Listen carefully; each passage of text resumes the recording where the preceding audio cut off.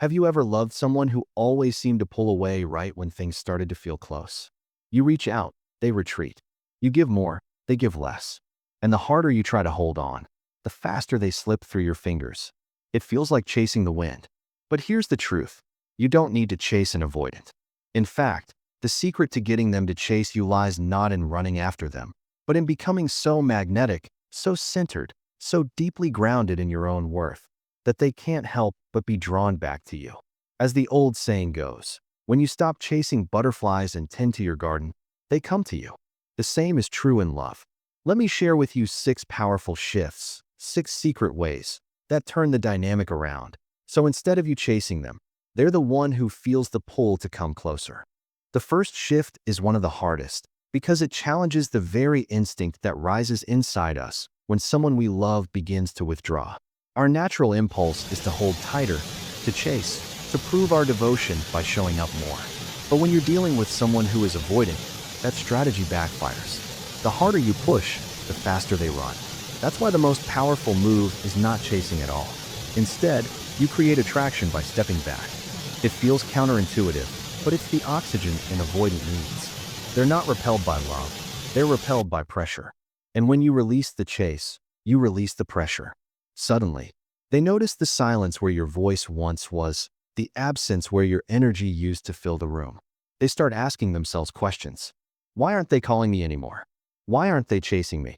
And those questions stir curiosity and desire. What once felt overwhelming to them now feels magnetic. Your restraint becomes the spark of their pursuit. The beauty is, you don't lose them by letting go.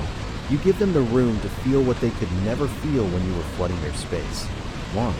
And longing is the root of desire. You're no longer begging for their attention. You're creating the space where they crave yours. As the saying goes, distance sharpens love and absence sweetens it. When you stop chasing, they start to wonder if they're the ones losing something rare. The second shift is about reclaiming your energy. Too many people hand over their emotional power in relationships. Every silence from the avoidant becomes a storm in their mind.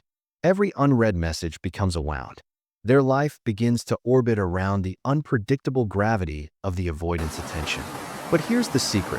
When you stop obsessing over what they're doing and pour that energy back into yourself, everything changes. Instead of staring at your phone waiting for a text, you pick up the book you've been meaning to read. Instead of replaying their words in your head, you invest in your body, your career, your passions. You begin to glow differently.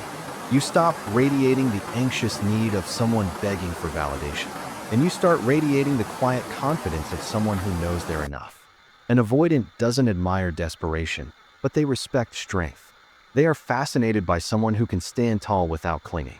And the more you center yourself, the more magnetic you become. When they see you thriving, when they see your world doesn't collapse in their absence, they start to feel something new: respect, admiration, curiosity. They can't help but wonder, if they are this powerful without me, how amazing would it be with me? That shift doesn't just draw them closer. It transforms the balance of the entire relationship. The third shift is subtle but profound. Words often fail with an avoidant. You can tell them 100 times what you feel, what you need, what you want, and they may retreat even further. But when you speak through your actions, the message lands without resistance. Think about it. If every time they withdraw, you chase harder, you're reinforcing their fear of being engulfed. But if, instead, you calmly live your life, smile, show up for yourself, and keep moving forward, you send a message they can't ignore. You're not dependent on them for your happiness. That realization shakes their assumptions. They thought you would wait endlessly at the door, but now they see you're too alive to stand still. And when they see you laughing with friends, posting pictures of joy, pursuing your passions, they feel the stirrings of something they didn't expect: jealousy, curiosity, even desire. You're not showing them through desperate words that you're valuable. You're living your value so loudly that it cannot be denied. Actions cut through their defenses because they can't argue with evidence. They can't dismiss what's real. And the realness of your life, without them, becomes the mirror that shows them exactly what they're at risk of losing. The fourth shift is learning the dance between presence and absence. Love is not constant presence. It's rhythm, it's ebb and flow. If you're always there, always reaching out, always the one to initiate, they begin to take you for granted. Familiarity breeds complacency. But when you balance your presence with intentional presence, you create contrast. Your absence begins to speak louder than your words. Your silence becomes a mental demonstration. You're no longer playing the stage. So every time you do a scene, your presence feels more valuable, more vibrant, more personal. Think about the night sky. The stars wouldn't shine if it weren't for the darkness around you. In the same way, your moments of absence allow your light to be seen more clearly.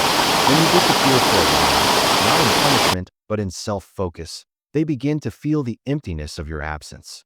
And then, when you return, it feels like a gift.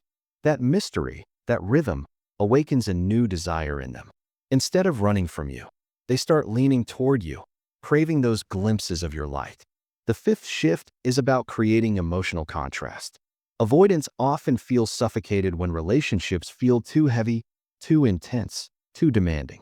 What they secretly crave is lightness, playfulness, ease. That's why one of the most powerful things you can do is to bring joy into your interactions. Don't always dive into the deepest conversations about the future or the meaning of the relationship. Instead, laugh. Be playful. Tease them. Share an adventure. Make love feel like a breath of fresh air, not a cage. When love feels like a burden, they run. But when love feels like freedom, they linger.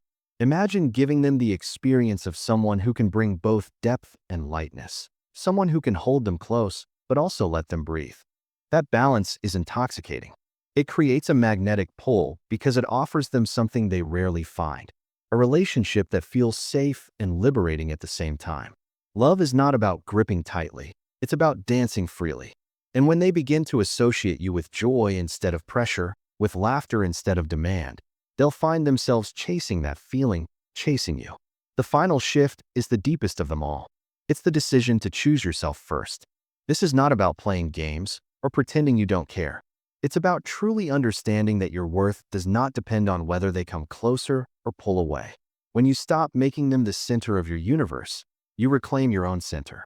And paradoxically, that's the moment they feel the greatest pull toward you. Because nothing is more magnetic than someone who knows their value. When you live as though you are the prize, not in arrogance, but in quiet certainty, you stop trying to convince them of your worth. You embody it. And when you embody it, they feel it. An avoidant no longer sees you as a pursuer.